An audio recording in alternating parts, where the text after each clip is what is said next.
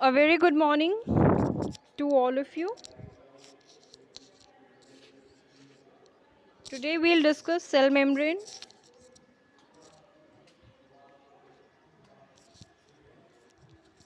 So, the detailed structure of the membrane was studied only after the advent of the electron microscope in the 1950s. Meanwhile, chemical studies on the cell membrane, especially in human blood cells, that is your RBCs, enable the scientists to deduce the possible structure of plasma membrane. So these studies showed that the cell membrane is mainly composed of lipids and proteins. Your cell membrane is embedded enough with the lipids and proteins. Lipids और proteins की ही layer होती है आपकी जो cell membrane होती है उसमें. Firstly, then the major lipids are the phospholipids that are arranged in a bilayer. Now what is a bilayer? Bilayer means two-layered, you can say two-layered diagram or two-layered structure. Okay, so the major lipid is your phospholipid.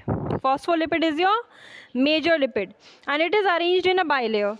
Now, the lipids are arranged within the membrane with the polar head towards the outer sides and the hydrophobic.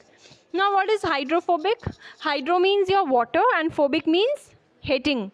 So, the part which is not likely to be with the water area. Okay, so that's your hydrophobicity or hydrophobic part. So what it is saying is that the lipids are arranged with the membrane in which the polar head is on the outside. The polar head is on the outside and the hydrophobic tails towards the inner part. जो उसका अंदर का surface है उसमें that composes of hydrophobic. Now this ensures that the non-polar tail of saturated hydrocarbon is protected from the aqueous environment. Now in addition to the phospholipids, membranes also contain cholesterol. Okay, cholesterol भी इसमें है. अभी later biochemical investigation clearly revealed that the cell membranes also possess proteins and carbohydrates. Lipids and proteins तो हमने अभी देखा था, लेकिन अब यहाँ पे क्या है कि proteins के साथ में carbohydrates भी इन्होंने include कर दिया है. So, the ratio of protein and the lipid varies considerably in different cell types. What happens is that it is not specified that it will contain the same amount or same number or same quantity of lipids or carbohydrates. Okay, so it varies from component to component. Then the ratio of proteins and lipids varies considerably in different cell types in human beings. The membrane of erythrocyte. Now what is your erythrocyte? Erythrocyte is your red blood cell. So the ratio of erythrocyte has approx 52% protein, 40% lipids. 52% it is having protein, 40% it is having lipids. So the percentage of protein is 12% more than the percentage of the lipids. Now depending on the ease of extraction, membrane proteins can be classified as integral and peripheral. There are the membrane proteins. If you talk about the membrane proteins, so they are classified under the two categories. First category is your integral category. The second one is your peripheral category. Okay. So, like here, the fluid nature of the membrane is also important from the point of view of functions like cell growth. Then your formation of intercellular junctions, secretion, endocytosis, cell division, etc. Cell division occurs through meiosis and mitosis. You might be knowing this. One of the most important functions of the plasma membrane is transportation of molecules across it. The molecules are transported from here to there. Okay. Next, the neutral solutes may move across the membrane by the process of simple diffusion along the concentration gradient. That is from higher concentration to the lower. Now, water may also move across the membrane from higher to lower concentration.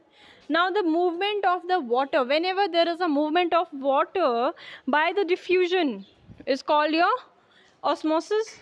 Now, as the polar molecules cannot pass through the non-polar lipid bilayer, they require a carrier protein of the membrane to facilitate their transport across the membrane. A few ions or molecules are transported across the membrane against their concentration gradient, that is from lower to the higher concentration. this type of the transportation of this kind of transport is an energy dependent process. It is totally dependent upon the energy, in which and energy is in the form of ATP, adenosine triphosphate, and adenosine diphosphate, di and tri both. So in this, the energy, the medium for the energy is your ATP, and this is your active transport. Now if I take example, so the example for this is sodium potassium pump. Next, if you see cell wall, what is a cell wall?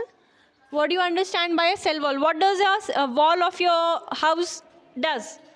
What it does is it gives protection to you against the sun, against the heat, against the rain, and again these thunderstorms and everything. So the cell wall, similarly here the function is one and the same.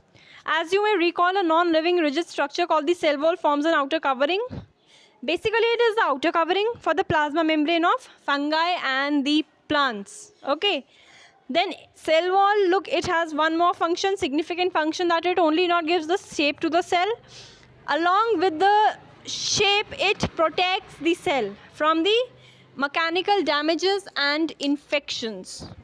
Okay. It helps in cell-to-cell interaction also. Then it provides barrier to undesirable macromolecules. Now algae have cell wall that are made up of, always remember, the cell wall of the algae are made up of your cellulose, galactans, mannans, minerals like calcium carbonate, while in other plants, it consists cellulose, hemicellulose, pectin and your protein. Okay. Next, if we see endomembrane system, in this, first of all, there is endoplasmic reticulum. What is ER? Electron microscope studies of eukaryotic cell reveal the presence of a network or reticulum of their tubular structures scattered in the cytoplasm. Okay, it is basically the endoplasmic reticulum is being scattered in the cytoplasm itself. The ER often shows ribosomes attached. Look, if you will have a look on the structure of the endoplasmic reticulum, so you will find out that the ribosomes are attached to in its outer surface. The ER bears the ribosomes. Ribosomes, now what are ribosomes? If we talk about ribosomes, you just need to remember that they are the sites for the protein synthesis. Proteins are being synthesized in the ribosomes itself, and the ribosomes are basically endorsed, or you can say ribosomes are scattered or engulfed in endoplasmic reticulum. The ER often shows ribosomes attached to the outer surface, the endoplasmic reticulum bearing now. The endoplasmic reticulum that have their ribosomes on the surface are called rough endoplasmic reticulum. That is your RER. In the absence of ribosomes, look, if the ribosomes are not there, so they will basically be a smooth structure, and they will be smooth endoplasmic reticulum. Now, RER, the rough endoplasmic reticulum, is basically observed in the cells that are involved in the synthesis of your proteins. Okay, and then their secretion. Now, what are Golgi apparatus? Camillo Golgi first observed densely stained reticular structures near the nucleus. These were later named Golgi bodies after him. So it consists basically of flat disc-shaped sacs or cisternae that is having the diameter of 0.5 micrometer to 1.0 micrometer. Just remember its diameter is 0.5 micrometer to 1.0 micrometer. Then they are basically stacked parallel to each other. They are not perpendicular. They are not attached like in the perpendicular position.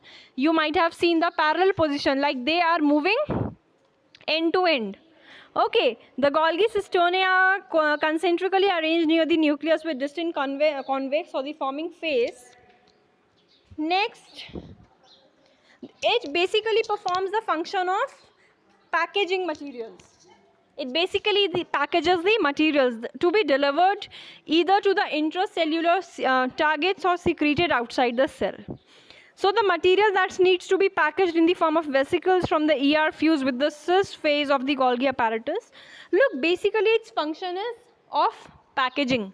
You need to know this. Okay. Now I think this much is understood to you. Next we'll discuss in the further in the next class. Thank you, class.